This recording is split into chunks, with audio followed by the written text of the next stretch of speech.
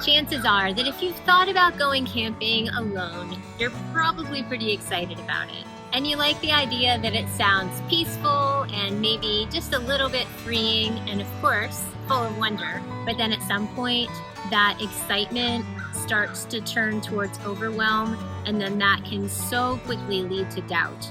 You start wondering if you have the right gear, if you know enough about what you're doing, if you're going to feel safe out there on your own. And then suddenly something that felt really simple, it starts to just feel way more complicated than you ever intended it to be. So if you're planning your first time camping alone, then I want to help you simplify the entire thing. That way you can move forward without overthinking every single detail. Hey, I'm Bing from Wonder Bing Travel, and Lexi, my golden, and I are pro campers and solo road trippers. I put in about 70,000 solo miles and just getting started. And so I love teaching and sharing what I've learned with so many of you. So let's start with the first place that your mind usually goes. And honestly, it's where most of the overthinking really gets warmed up, and that is safety. So this is where excitement tends to turn towards second guessing, especially around the topic of safety. This is where the biggest mental block is, especially for women traveling on their own. And very often they just decide that it's not worth it because they get overwhelmed but with concern about, is it safe? I want to tell you one very important thing about this, and that is that it's not really about fear, although that's probably where you are. It's really about being prepared enough to get rid of the fear. You don't have to know everything to feel safe, but you do need to become better prepared so that you can alleviate a lot of those fears. Let me give you a few examples of that. So if you know your setup and you've thought through how you're going to set up your campsite, that's big, that's huge, and then you can tick through all the things that are needed to do for that. Also, if you know where you're going to stay, choose that in advance, scope it all out. It takes a lot of the uncertainty out of it immediately.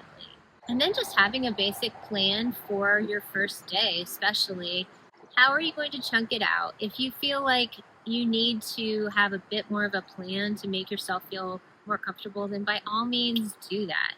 Some of us like to fly by the seat of our pants. I definitely live somewhere in the middle, but do what makes you feel comfortable. I think that is the most important information and the most important advice that I can give you. I wanted to tell you something, and that is that fear's really the thing that holds most people back, that feeling of like, am I going to be safe?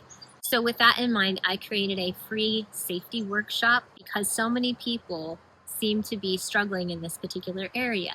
And this workshop is going to prepare you. You can plan better, and you'll be able to travel safely and with confidence. I'll put the link below. Check it out if you're interested. The next thing that makes a huge difference is reducing how many unknowns that you are walking into. Let's talk about it. So most of that overthinking that we were talking about really comes from a place of thinking about things that are unfamiliar. And in fact, we would call that, let's just call it what it is, and that is fear of the unknown. And when we let that take hold of our brains, then we're allowing ourselves to go to some scary place that we have no business going to. So let's just not do that. Instead, let's apply what I think is the fastest fix and probably the most effective too. And it is instead to concentrate on what we can control and prepare and think about the things that are familiar. So when we talk about making things familiar, what I'm referring to are the things that are going to be new to you when you're camping. Let's do them a little bit ahead of time at home, if possible, so that they become familiar and it's not so intimidating that first time when you're out on the road or out in the campground. The best example of that is to think about your tent or your sleeping setup and just the campsite in general. Can you recreate some of that at home? Can you put up your tent and practice it? I know of some ladies who have actually put their tents up in their living rooms just so that they had the opportunity to do it in a safe place where nobody else is watching them. And it just really builds and comfort, but also just a sense of confidence in you. And then also think about other gear that you might have. Do you know how to use it all? Can you practice using it? Can you make sure that everything is charged properly and that you have all the right chargers or batteries or whatever that you need? These are things that could cause anxiety or just get you a little spun up when you're out there in your campsite. But if you practice it all before you go, then it takes a lot of the mystery out of it and definitely makes you more confident. One other area that I think you can really use to alleviate some of that anxiety or stress or just overwhelm is your packing. So think about ahead of time how you're going to pack your vehicle. And if you're worried about taking too much, don't. If you overpack the first time, it doesn't really matter. You'll learn a lot. You're going to learn so many things on this first trip that you can't do it perfectly the first time. I've never done it perfectly, actually, so I don't worry about it. Take what you think you might need, and certainly overpack versus underpack that first time. That will give you a lot more peace. You don't have to know everything. You can't know everything, but I think creating some things that become more familiar before you go will certainly alleviate some of that overwhelm that you've been thinking about. And yes, it can be a lot, but the more you prepare in advance, then the more space you're making on your adventure for freedom and wonder and fun. And so let's not forget the fun. In fact, fun is what is up next. But before we do that, let me give you just a tiny bit of encouragement first. If you'd like a tried and true, simple way of just gaining confidence as you get out on the road, then you also might be interested in my Going Solo Quick Start Guide. It has helped thousands of women to prepare mentally for the beginning of that first trip that they take. So I will just stick the link here below. Feel free to download it if you'd like to have it. Now let's talk about the fun. So because you were excited about this in the first place, certainly there was an element of fun involved. Why else would you go camping but for a reason to explore and to relax and to seek freedom and wonder and to just have a really good time? So if you focus on all the essential things and the practical things and the checklist things, then yes, you're going to be prepared, but I bet you're not going to have nearly as good a time as you could if you just gave a little consideration ahead of time to what will make it fun for you. And not just fun, but comfortable. I totally believe, and I've talked to so many other women who I know agree with me, that being comfortable when you are camping goes a long way towards a great experience and certainly enjoying yourself. You can certainly decide the things that make you happy and make you comfortable. It's definitely going to be a different list than mine, but let me just give you a few examples of things that I love camping with and that make me happy. One is my really good camping chair that you saw earlier. I finally found one that it doesn't look that complicated, but I finally found one that I really like. I also always travel with my Tempur-Pedic pillow. That's really important to me because that is a huge piece of my sleeping experience for me. And I have other things as well for sleeping, but that's the most important thing.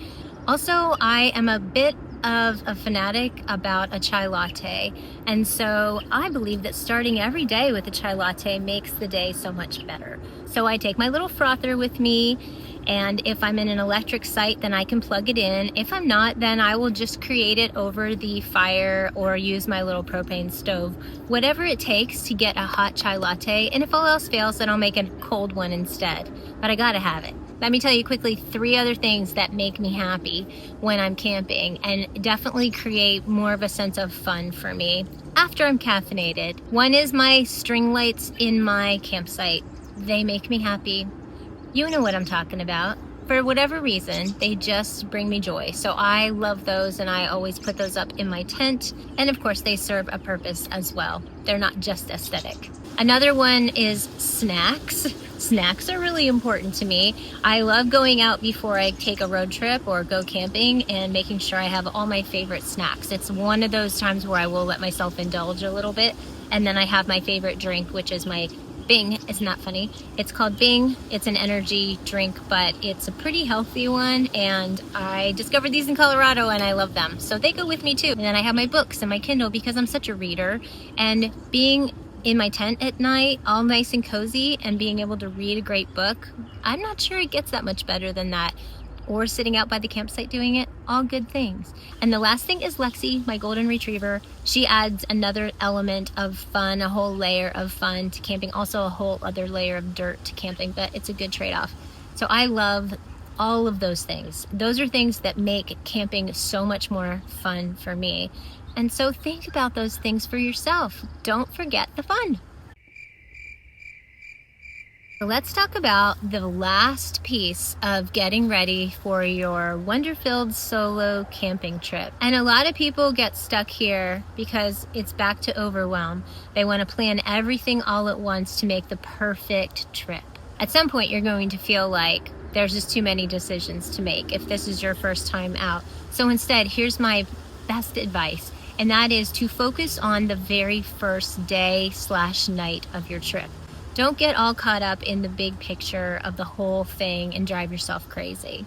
You can really go down a rabbit hole of what is absolutely everything I need for absolutely every scenario, and then into the whole, what if I forget something and it's going to be tragic and it's going to ruin my trip? And no, don't do any of those things. Instead, focus on the basics. Here's the 4 basics, I think: sleeping, eating, comfort, and safety. So think about those things. What do you need to sleep well? What do you need to eat well? What will make you feel comfortable? And what will make you feel safe? If you can answer those 4 questions, the rest is gravy, I promise. Recently, I filmed a video called First Night Camping Alone, and I'm going to go ahead and link that here for you because I specifically talk about what to do and how to get ready for that first night. So let me give you just a few quick practical tips on that first night, first camping expedition. And it is to maybe stay relatively close to home as a trial. Even if you're planning that first trip to be long, maybe try something shorter and closer to try all the things out. You'll just feel so much more confident when you are further away from home. Make sure it's an easy location. You don't want to overextend yourself and just stress yourself out.